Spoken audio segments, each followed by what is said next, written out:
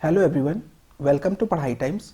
Bihar police का exam जो 14 और 21 मार्च को होने जा रहा है, उसके लिए हम मोस्ट एक्सपेक्टेड यानी कि महत्वपूर्ण जीके के क्वेश्चंस हम देखेंगे जो कि आपके एग्जाम में डायरेक्ट पूछे जा सकते हैं। ये बहुत ही वीवीआई क्वेश्चन है।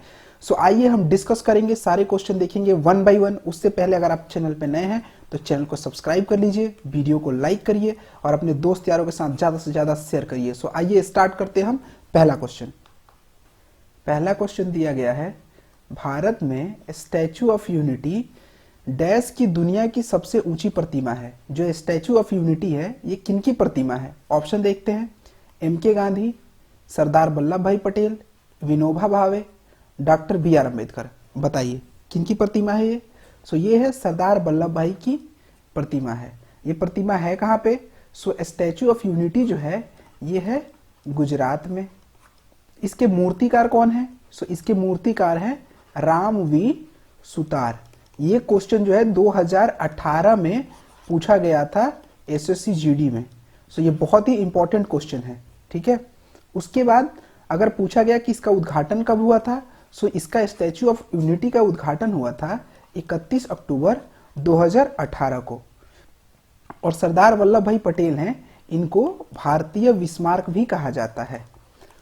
चलिए आइए हम अगला प्रश्न देखते हैं। जो आंसर होगा उसके अलावा हम और भी पॉइंट जो है कवर करेंगे ताकि आपके एग्जाम में कहीं से भी क्वेश्चन पूछे आप उसको इजीली आंसर दे पाए, ये ना हो कि आप उसको आंसर देने में असमर्थ हो। चलिए आइए हम देखते हैं अगला प्रश्न।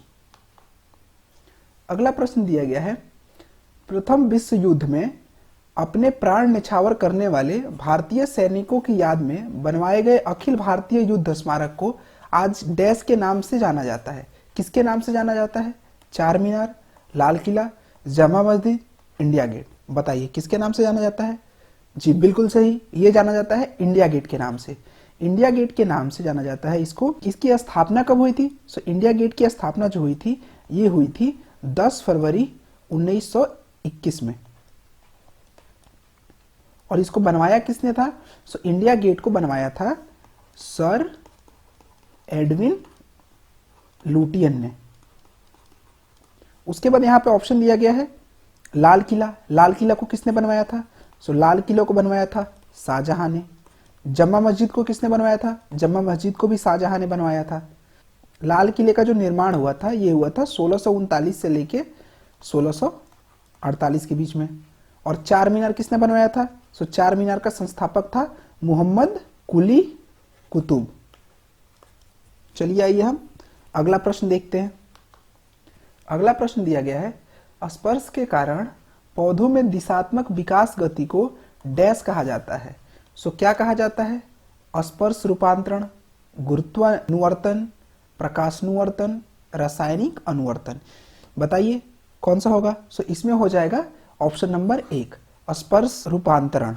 चलिए आइए हम अगला प्रश्न देखते हैं। अगला प्रश्न दिया गया है, डैश रक्त समूह वाले व्यक्तियों को एक सर्वाधिक रक्त दानकर्ता माना जाता है। यानी कि कौन से ऐसे लोग होते हैं अपना खून किसी को भी दे सकते हैं? सो बताइए, O negative, A B positive, A B negative, O positive. इनमें से क्या आंसर हो जाएगा? बताइए। सो ये हो जाएगा ओ नेगेटिव। ओ नेगेटिव वाले अपना जो है रक्त किसी को भी दे सकते हैं, ठीक है। अब देखिए, अगर आपसे पूछ दे कि रक्त समूह की खोज किसने की थी, तो रक्त समूह की खोज की थी कार्ल्स लैंडस्टीनर ने। उसके बाद यहाँ पे जो ए बी पॉजिटिव दिया गया है, ए बी पॉजिटिव को हम जो है यूनिवर्सल रिसेप्टेंट कहते हैं। अगर हिंदी में बात करूं तो इसे सार्वभौमिक प्राप्तकर्ता कहते हैं। मतलब ओ नेगेटिव है जो खून दे सकता है और ए बी पॉजिटिव है जो ले सकता है। और विश्व रक्तदान दिवस कब मनाया जाता है? सो ये मनाया जाता है 14 जून को। और अगर यहीं पे क्वेश्चन पूछ दे कि राष्ट्रीय यानी कि भारतीय रक्तदान दिवस कब मनाया जाता है, सो ये मनाया जाता है 1 अक्टूबर को। तो आई होप कि इससे रिलेटेड आपके सारे पॉइंट क्लियर हो गए होंगे। चलिए आइए हम देखते हैं अगला प्रश्न। अगला प्रश्न दिया गया है, सबसे छोटा जीवित पक्षी है। सबसे छोटा जीवित पक्षी कौन है दुनिया का? अब आपको ऑप्शन दिया गया है हिमिंग बर्ड, कैनरी, घरेलू गौरैया, डव। बताइए इसमें से कौन सा है? सो ये हो जाएगा हिमिंग बर्ड। हिमिंग बर्ड जो है ये दुनिया का सबसे छोटा जीवित पक्षी है। ये आम तौर पे कहाँ देखा जाता है? ये आम तौर पे अमेरिका में देखा जाता है। और गौरैया को तो आपने देखा ही होगा, बिहार में तो ये अक्सर देखने को मिलती हैं। चलिए आइए हम अगला प्रश्न देखते हैं। देखिए एग्जाम में जो है मैं जितनी क्वेश्चंस बता रहा हूं और एक्सप्लेनेशन बता रहा हूं इस पे आप ध्यान दीजिएगा, क्योंकि एग्जाम में जो है यहीं से डायरेक्ट क्वेश्चन पूछ लिए जाते हैं एक्सप्लेनेशन से, तो आपको ध्यान से सुनना है। चलिए आइए हम अगला प्रश्न देखते हैं। अगला प्रश्न दिया गया है, निम्नलिखित में से कौन बहुकोशिकीय जानवर नहीं है? बहुकोशिकीय जानवर बताना है। यहाँ नहीं पे ध्यान दीजिएगा, बहुकोशिकीय जानवर नहीं लिखा है, जानवर नहीं है। सो ऑप्शन देखते हैं, अमीबा, बिल्ली, मनुष्य, घोड़ा। सो कौन सा इसमें है? सो इसमें हो जाएगा अमीबा। अमीबा क्या होता है? अमीबा जो है एक कोशिकीय होता है, ये बहुकोशिकीय नहीं होता है। यहाँ पे जो ये बाकी जो ऑप्शन दिए गए हैं, बिल्ली, मनुष्य, घोड़ा, ये क्या होते हैं? ये बहुकोशिकीय होते हैं। आइए अगला प्रश्न देखते हैं।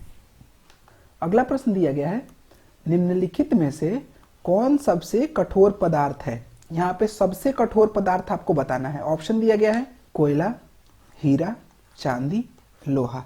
सो सबसे कठोर पदार्थ कौन सा होगा? सबसे कठोर पदार्थ जो होगा वो हो जाएगा हीरा। हीरा जो होता है यह प्राकृतिक रूप से पाया जाने वाला सबसे कठोर पदार्थ होता है।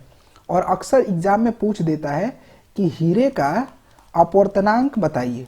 सो हीरे का अगर अपवर्तनांक आपसे पूछ दे तो वो होता है 2 और मध्य प्रदेश के पन्ना में स्थित भारत में केवल एक औद्योगिक पैमाने के हीरे की खान है, मध्य प्रदेश में, एमपी में। याद रखिएगा, ये सुपर इंपॉर्टेंट क्वेश्चन है, सुपर इंपॉर्टेंट। उसके बाद यहाँ पे लिखा गया है लोहा। अगर आपसे पूछ दे कि लोहा का रासायनिक तत्व है, इसका परमाणु संख्या क्या होता है, सो परमाणु संख्या 26 हो जाता है। और अगर आपसे चांदी का परमाणु संख्या पूछ दे तो इसका क्या हो जाता है? इसका हो जाता है 47। चलिए आइए अगला प्रश्न देखते हैं। अगला प्रश्न दिया गया है, तराइन के युद्ध में 1192 में पृथ्वीराज चौहान और डैश किसके हाथों पराजित किए गए थे? पृथ्वीराज चौहान जो हैं ये, इनको किसने हराया था ये आपको बताना है। मोहम्मद गौरी, हारून अल रशीद, अबू बकर, उमर द्वितीय। बताइए किसने हराया था? पृथ्वीराज को जो हराया था वो है मोहम्मद गौरी। मोहम्मद गौरी ने 1192 में जो है पृथ्वीराज चौहान को हराया था। जो तराइन का युद्ध 1191 में पृथ्वीराज ने मोहम्मद गौरी को हरा दिया था, लेकिन अगले बार फिर जो है पूरी तैयारी के साथ जो है मोहम्मद गौरी ने हमला किया किस पे? पृथ्वीराज पे, और पृथ्वीराज चौहान को उसने हरा दिया। चलिए आइए अगला प्रश्न देखते हैं। अगला प्रश्न दिया गया है, बेगम हजरत महल भारत में निम्नलिखित में से किस विद्रोह से संबंधित है? मोपला विद्रोह 1921, पाइका विद्रोह 1817, गोंड विद्रोह 1941, सिपाही विद्रोह 1857। बताइए। सो ये हो जाएगा ऑप्शन नंबर 4, सिपाही विद्रोह 1857। बेगम हजरत महल जो थी ये लखनऊ से अंग्रेजों के खिलाफ नेतृत्व कर रही थी। चलिए आइए हम अगला प्रश्न देखते हैं। अगला प्रश्न दिया गया है, भारत में 500 और 1000 के मुद्रा नोटों को कौन से वर्ष में अमान्य घोषित कर दिया गया था? आपको बताना है कौन से वर्ष में अमान्य घोषित किया गया था। ये क्वेश्चंस तो मुझे लग रहा है जितने लोग देख रहे होंगे उन सारे को आता होगा। चलिए ऑप्शन पहले बता देता हूं मैं। 1998, 2019, 2016, 2001। देखिए इस क्वेश्चन का आई होप आपको सबको पता होगा। अगर आपको नहीं पता है तो आप याद करिए जब आप एटीएम के लाइन में लगते थे।